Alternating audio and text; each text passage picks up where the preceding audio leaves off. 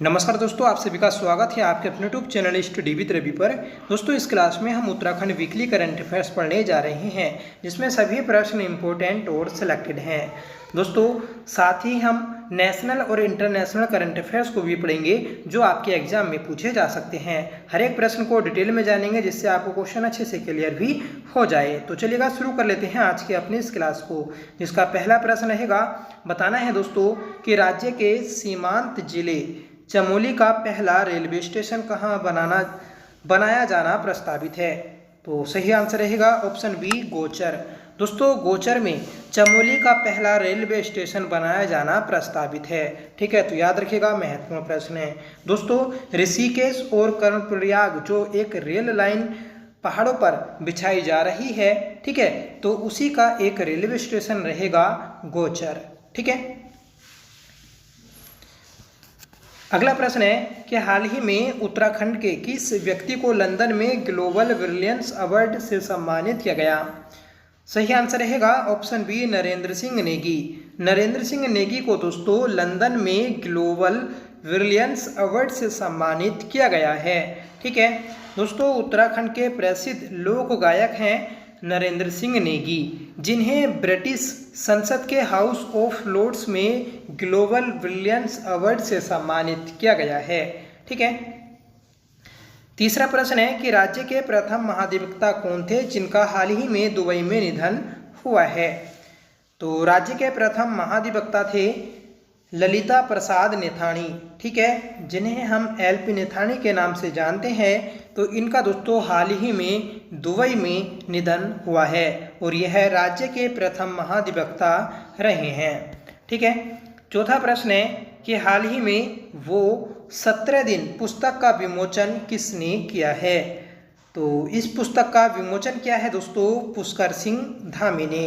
ठीक है, मुख्यमंत्री पुष्कर सिंह धामी ने वो 17 दिन पुस्तक का विमोचन किया है।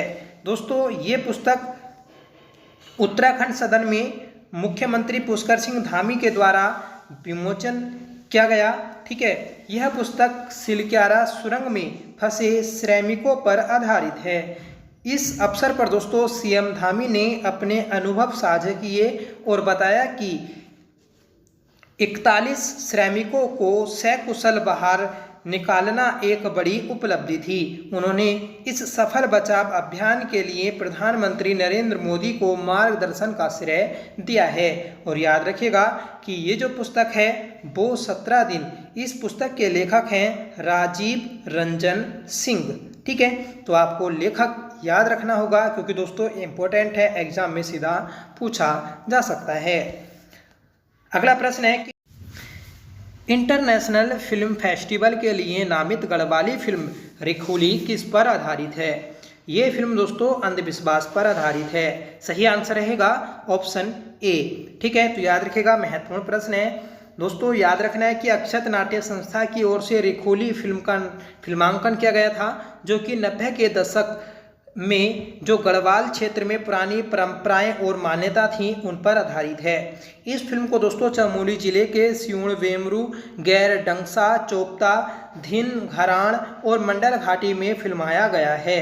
ठीक है, फिल्म का मुख्य उद्देश्य दोस्तों अंधविश्वास के प्रति जागरूकता फैलाना है और दिखाया गया है कि अंधविश्वास पर विश्वास नहीं करना चाहिए। ठीक है दोस्तों, इस फिल्म का जो निर्देशन किया है और लेखन जो किया, तो वह अक्षत नाट्य संस्था से जुड़े अभिनेता जगत किशोर गैरोला ने किया है। ठीक है, तो आप ये नाम भी याद रखिएगा, महत्वपूर्ण है एग्जाम के लिए।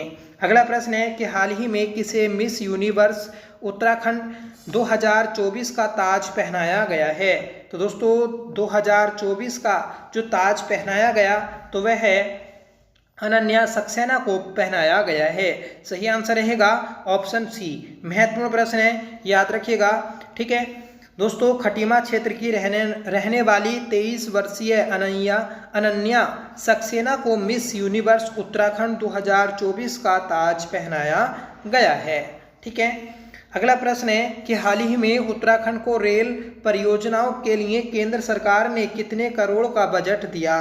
तो दोस्तों 5131 करोड़ रुपए का बजट दिया है उत्तराखंड में रेल परियोजनाओं के लिए। ठीक है, तो महत्वपूर्ण प्रश्न है, याद रखिएगा। और दोस्तों जो हमारी ऋषिकेश से कर्णप्रयाग रेलवे लाइन है, इसे कंप्लीट करने का जो टारगेट रखा गया है तो वह 2026 तक रखा गया है। ये भी आप याद रखिएगा, एग्जाम में पूछा जा सकता है। ठीक है, 8वां प्रश्न है दोस्तों कि यूनेस्को की विश्व विरासत सूची में ऐतिहासिक मोईदम्स को शामिल किया गया, यह है किस राज्य में स्थित है? तो मोईदम्स ये दोस्तों असम राज्य में स्थित है। सही आंसर रहेगा ऑप्शन बी। ठीक है दोस्तों, पूर्वी असम में स्थित मोईदम्स को सांस्कृतिक श्रेणी में प्रतिष्ठित 43वां यूनेस्को विश्व धरोहर स्थल का टैग प्राप्त हुआ है। इसे लिस्ट में इसके नामांकन के 1 दशक से अधिक समय बाद शामिल किया गया। यह लगभग दोस्तों 700 साल पुराने ईंट पत्थर का खोखला तहखाना है और इसमें राजाओं और राजघरानों के विशेष अवशेष मिले हैं। ठीक है, तो ये भी आप याद रखिएगा कि असम में स्थित है मोईदम्स। ठीक है, जिसे दोस्तों यूनेस्को में शामिल किया गया है 43वें विश्व धरोहर के रूप में। अगला प्रश्न है कि सरकार ने 31 मार्च 2027 तक देश भर में कितने प्रधानमंत्री भारतीय जन औषधि केंद्र खोलने का लक्ष्य रखा है? तो ये रखा है दोस्तों 25,000। सही आंसर रहेगा ऑप्शन सी। ठीक है, याद रखिएगा कि केंद्र सरकार ने 31 मार्च 2027 तक देश भर में 25,000 प्रधानमंत्री भारतीय जन औषधि केंद्र खोलने का टारगेट रखा है। अगला प्रश्न है कि भारत की पहली एकीकृत कृषि निर्यात सुविधा किस बंदरगाह पर स्थापित की जाएगी? तो ये दोस्तों जवाहरलाल नेहरू बंदरगाह पर स्थापित की जाएगी, जो कि मुंबई में स्थित है। ठीक है, तो देश की कृषि निर्यात और आयात क्षमताओं को बढ़ाने के लिए भारत की पहली एकीकृत कृषि निर्यात सुविधा मुंबई के जवाहरलाल नेहरू बंदरगाह पर स्थापित की जाएगी। बंदरगाह जहाजरानी और जलमार्ग मंत्री सर्बानंद सोनोवाल ने 284 करोड़ रुपए से अधिक की सार्वजनिक निजी भागीदारी परियोजनाओं को मंजूरी दी है। ठीक है, तो ये वाला पॉइंट भी आप याद रखिएगा कि जो बंदरगाह जहाजरानी और जलमार्ग मंत्री हैं तो वह दोस्तों सर्बानंद सोनोवाल हैं। ठीक है, अगला प्रश्न है हाल ही में मॉडल कौशल ऋण योजना को किस केंद्रीय मंत्री ने लॉन्च किया? तो दोस्तों हाल ही में मॉडल कौशल ऋण योजना को जो लॉन्च किया है तो वह जयंत चौधरी ने लॉन्च किया है। सही आंसर रहेगा ऑप्शन सी। ठीक है दोस्तों, कौशल विकास और उद्यमिता राज्य मंत्री जयंत चौधरी ने हाल ही में नई दिल्ली में मॉडल कौशल ऋण योजना को शुरू किया। इस योजना का उद्देश्य देश के भविष्य के लिए तैयार कार्यबल को सशक्त बनाना है। इस योजना के तहत देश भर के 25,000 युवाओं को शिक्षा और कौशल उन्नयन के अवसर प्रदान किए जाएंगे। ठीक है, तो ये इम्पोर्टेंट है, याद रखिएगा इस योजना को किसने लॉन्च किया है तो वह भी आप याद रखिएगा। 12वां प्रश्न है कि हाल ही में जारी वैश्विक पासपोर्ट सूचकांक में भारत की रैंक क्या है? तो वेरी इंपॉर्टेंट क्वेश्चन है, क्योंकि दोस्तों सूचकांक से रिलेटेड क्वेश्चन आपका एग्जाम में पूछ लिया जाता है। तो इस क्वेश्चन का जो सही आंसर है ऑप्शन बी 82वां स्थान प्राप्त हुआ है भारत को वैश्विक पासपोर्ट सूचकांक में। ठीक है दोस्तों, हाल ही में जारी किया गया था वैश्विक पासपोर्ट सूचकांक, जिसमें भारत को 82वां स्थान हासिल हुआ। भारतीय नागरिक इंडोनेशिया, मलेशिया और थाईलैंड जैसे लोकप्रिय गंतव्यों सहित 58 देशों में वीजा मुक्त यात्रा कर सकते हैं। यूके स्थित हेनले पासपोर्ट इंडेक्स ने यह रैंक जारी की। रैंक में सिंगापुर शीर्ष स्थान पर रहा, जिसके नागरिकों को 195 देशों में वीजा मुक्त प्रवेश की सुविधा प्राप्त है। ठीक है, पेरिस ओलंपिक 2024 में पुरुषों की 50 मीटर राइफल 3P स्पर्धा में स्वप्निल कुसाले ने कौन सा पदक जीता है? तो दोस्तों स्वप्निल कुसाले ने कांस्य पदक जीता है? सही आंसर रहेगा ऑप्शन सी। एग्जाम के लिए इंपॉर्टेंट है, याद रखिएगा दोस्तों। पेरिस में ओलंपिक हो रहे हैं 2024 में, जो कि दोस्तों 33वां संस्करण है। ठीक है दोस्तों, भारत के निशानेबाज स्वप्निल कुसाले ने पेरिस ओलंपिक 2024 में पुरुषों की 50 मीटर राइफल 3P स्पर्धा में कांस्य पदक जीता है। कुसाले ने 50 मीटर राइफल 3 पोजीशन पुरुषों के फाइनल में 451.4 के कुल स्कोर के साथ तीसरा स्थान प्राप्त किया। ठीक है, और तीसरा पदक दोस्तों भारत को इन्होंने दिलाया है। भारत ने अब तक दोस्तों इस ओलंपिक ने 3 कांस्य पदक जीत लिए हैं। ठीक है, अगला प्रश्न है कि बहुराष्ट्रीय हवाई अभ्यास तरंग शक्ति 2024 की मेजबानी कौन सा देश कर रहा है? तो दोस्तों इसकी मेजबानी कर रहा है भारत। सही आंसर रहेगा ऑप्शन ए। ठीक है, तो तरंग शक्ति जो अभ्यास है इसकी मेजबानी भारत कर रहा है। ठीक है दोस्तों, बहुराष्ट्रीय हवाई अभ्यास तरंग शक्ति 2024 की मेजबानी करने के लिए भारत पूरी तरह से तैयार है। इसमें लगभग 30 देश भाग लेंगे। इसका आयोजन 2 फेज में किया जाएगा। पहला फेज 6 अगस्त से 14 अगस्त तक तमिलनाडु के सुलार में, और दूसरा फेज 29 अगस्त से 14 सितंबर तक जोधपुर में आयोजित किया जाएगा। ठीक है, तो याद रखिएगा तरंग शक्ति 2024 की मेजबानी अपना भारत कर रहा है, जो कि दोस्तों बहुराष्ट्रीय हवाई अभ्यास है। अगला प्रश्न है कि रोहन बोपन्ना ने किस प्रतियोगिता में भारत का प्रतिनिधित्व करने के बाद भारतीय टेनिस से संन्यास लेने की घोषणा की है? तो ये की है दोस्तों पेरिस ओलंपिक से। ठीक है, तो पेरिस ओलंपिक से दोस्तों भारत ये बाहर हुए थे। ठीक है, जिस कारण इन्होंने टेनिस से संन्यास लिया है। ठीक है, तो याद रखिएगा कि रोहन बोपन्ना ये दोस्तों भारत के टेनिस प्लेयर हैं। भारत के दिग्गज टेनिस खिलाड़ी रोहन बोपन्ना ने हाल ही में टेनिस से संन्यास लेने की घोषणा की है। पेरिस 2024 ओलंपिक से बाहर होने के बाद इन्होंने यह घोषणा की है। नेक्स्ट क्वेश्चन है दोस्तों कि रैपिडो इस साल यूनिकॉर्न बनने वाला कौन सा भारतीय स्टार्टअप है? तो ये दोस्तों तीसरा स्टार्टअप है। सही आंसर रहेगा ऑप्शन सी।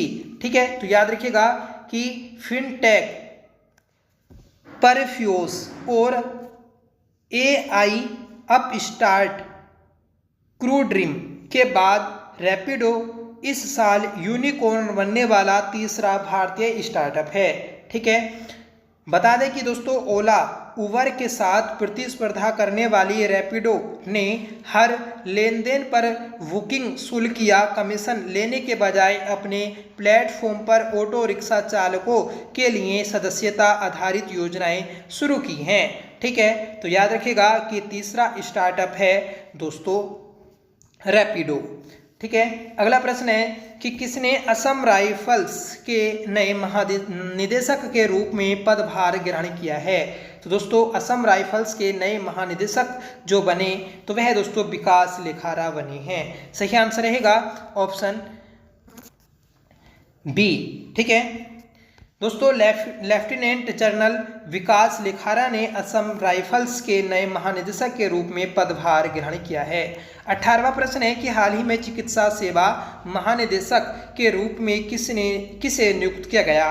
तो ये किया गया है दोस्तों साधना सक्सेना नायर को। ठीक है, तो साधना सक्सेना नायर ये दोस्तों चिकित्सा सेवा महानिदेशक के रूप में नियुक्त की गई हैं। अगला प्रश्न है कि IPEF के तहत आपूर्ति श्रृंखला परिषद का उपाध्यक्ष किसे नियुक्त किया गया? तो ये किया गया है दोस्तों अपने भारत को। सही आंसर है ऑप्शन डी। IPEF के तहत आपूर्ति श्रृंखला परिषद का उपाध्यक्ष भारत को नियुक्त किया गया। दोस्तों भारत और 13 अन्य इंडो पैसिफिक इकोनॉमिक फ्रेमवर्क भागीदारों ने हाल ही में ऐतिहासिक Indo Pacific economic framework for prosperity समझौते के तहत 3 आपूर्ति श्रृंखला निकायों की स्थापना की है। भारत को आपूर्ति श्रृंखला परिषद का उपाध्यक्ष बनाया गया है। दोस्तों सभी प्रश्न आपके इम्पोर्टेंट हैं एग्जाम के लिए, तो प्लीज़ आप वीडियो के एंड तक जरूर बने रहिएगा। आप अगर इस क्लास को एंड तक देखेंगे तो दोस्तों आपको एग्जाम में जरूर इस क्लास से एक न एक प्रश्न देखने को मिलेगा। तो 20वां प्रश्न है दोस्तों कि संघ लोक सेवा आयोग के नए अध्यक्ष के रूप में किसे चुना गया। तो लोक सेवा आयोग के नए अध्यक्ष बने हैं दोस्तों प्रीति सूदन। सही आंसर रहेगा ऑप्शन ए। हाल ही में दोस्तों पूर्व केंद्रीय स्वास्थ्य सचिव प्रीति सूदन को संघ लोक सेवा आयोग के अगले अध्यक्ष के रूप में चुना गया है। इससे पहले दोस्तों अनिल सोनी यूपीएससी के अध्यक्ष थे। 21वां प्रश्न है कि हाल ही में पंजाब के नए राज्यपाल और चंडीगढ़ प्रशासक के रूप में किसने शपथ ली है। तो ये ली है दोस्तों गुलाब चंद कटारिया ने। सही आंसर रहेगा ऑप्शन सी। ठीक है, तो दोस्तों गुलाब चंद कटारिया ये आपके पंजाब और चंडीगढ़ राज्य के राज्यपाल के रूप में नियुक्त किए गए हैं। 22वां प्रश्न है कि किस केंद्रीय मंत्री ने राष्ट्रीय शिशुता और प्रशिक्षण योजना 2.0 पोर्टल लॉन्च किया है। तो ये क्या है दोस्तों धर्मेंद्र प्रधान ने। सही आंसर रहेगा ऑप्शन डी। धर्मेंद्र प्रधान ये दोस्तों शिक्षा मंत्री हैं वर्तमान में, ठीक है, जिन्होंने राष्ट्रीय शिशुता और प्रशिक्षण योजना 2.0 पोर्टल को लॉन्च किया है। 23वां प्रश्न है कि हाल ही में किस टाइगर रिजर्व में बिजली उत्पादन के लिए पवन टरबाइन स्थापित की गई हैं। सही आंसर रहेगा option B Periyar tiger reserve, जो कि दोस्तों केरल राज्य में स्थित है। तो यहाँ पर दोस्तों बिजली उत्पादन के लिए पवन टरबाइन स्थापित की गई हैं। 24वां प्रश्न है हाल ही में पूर्व सैनिकों के लिए ई सेहत टेली कंसल्टेंसी सुविधा किसने शुरू की है। तो ये की है दोस्तों भारतीय सेना ने। सही आंसर रहेगा ऑप्शन ए। तो भारतीय सेना ने दोस्तों पूर्व सैनिकों के लिए ई सेहत टेली कंसल्टेंसी सुविधा को शुरू किया है। 25वां प्रश्न है कि आज़ादी के बाद एक ही ओलंपिक में 2 पदक जीतने वाली पहली भारतीय कौन है। तो ये है दोस्तों मनु भास्कर। सही आंसर रहेगा ऑप्शन बी। इन्होंने दोस्तों शूटिंग में पेरिस ओलंपिक में 2 कांस्य पदक जीते हैं और एक ही ओलंपिक में 2 पदक जीतने वाली यह पहली भारतीय खिलाड़ी बन गई हैं। अगला प्रश्न है कि मनिका बत्रा ओलंपिक खेलों की एकल प्रतियोगिता के राउंड 16 में पहुंचने वाली पहली भारतीय बन गई हैं। यह किस खेल से जुड़ी हैं। तो ये जुड़ी हैं दोस्तों टेबल टेनिस से। सही आंसर रहेगा ऑप्शन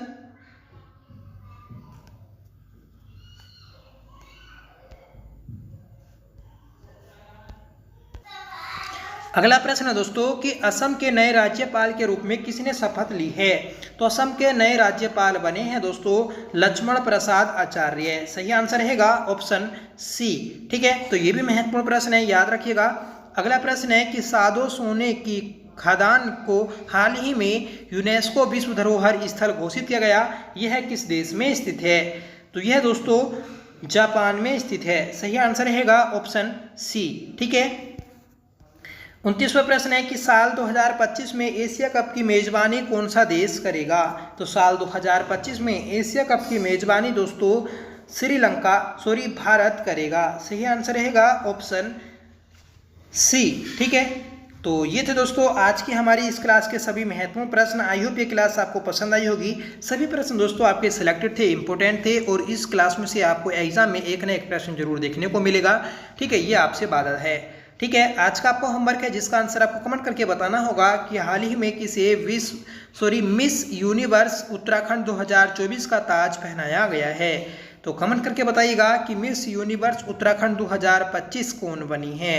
ठीक है, साथ में बताइएगा दोस्तों आपको ये क्लास कैसी लगी। आई होप ये क्लास आपको जरूर पसंद आई होगी। तो चलिए मिलते हैं नेक्स्ट क्लास के साथ, तब तक के लिए bye. Thank you so much for watching. जय हिंद।